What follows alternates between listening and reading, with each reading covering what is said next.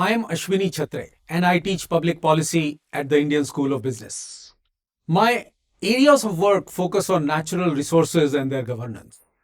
At ISB, I primarily teach two courses. One is climate change and business.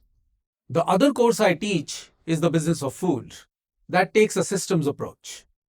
We cover the entire territory from production through distribution and processing to consumption, as well as the impacts and outcomes of the food system, such as on environment and health.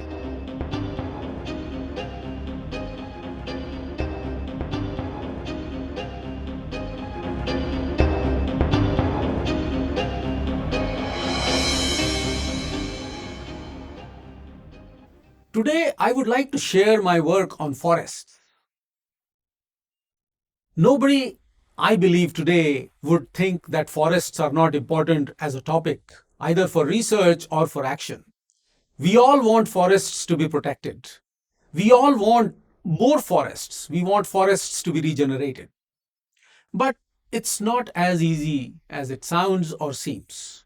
We have had global challenges in trying to protect the remaining forests that we have.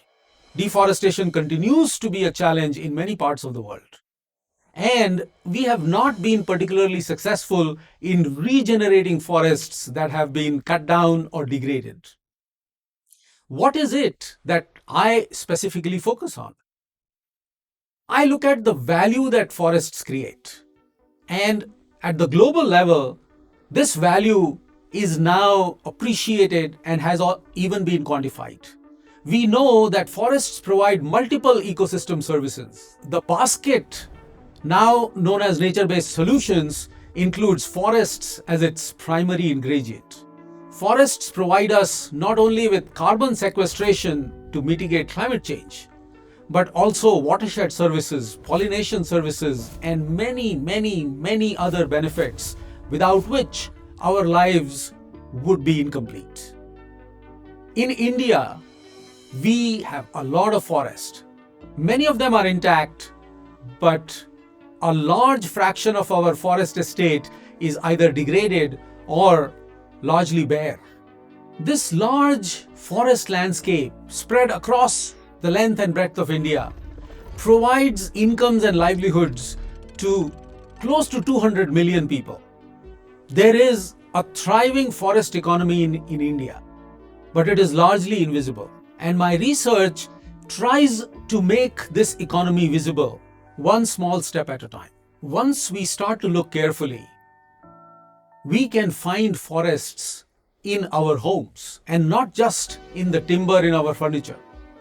Forests are in the ingredients in our hand lotions and soaps. They are part of our foods, both traditional and new age, modern.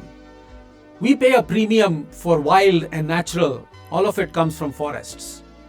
And many of our traditional medicines come with ingredients that are sourced from forests across the country. Think about Dabur Amla Kesh Tel that our grandmothers used or my daughter uses. The amla in that oil comes from forests. There are many medicines like Triphala. The Behda and Hirda that are used in Triphala come from forests.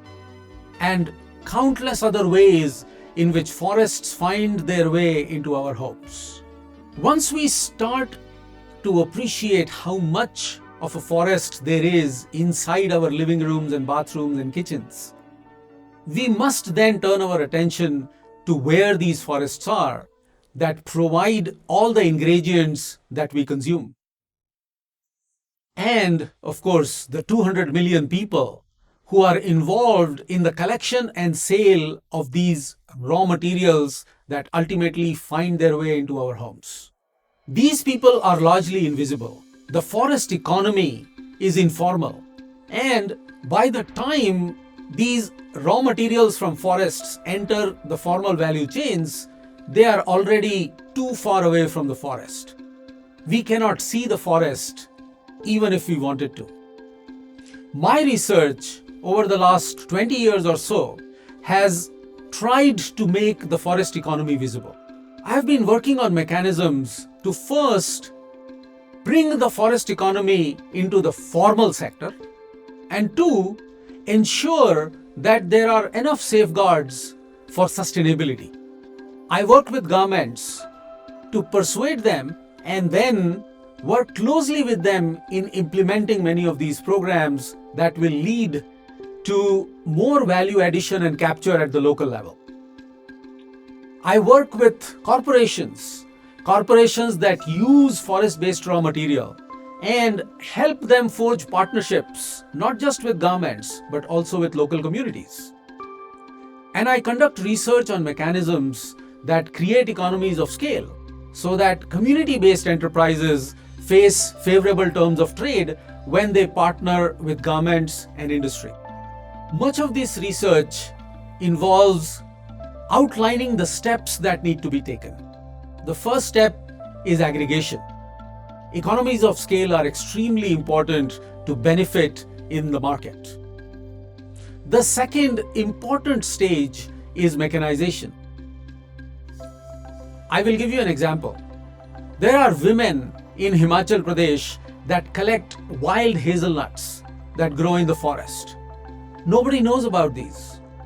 Just imagine the cachet that wild, forest-based, naturally growing hazelnuts would have in the market.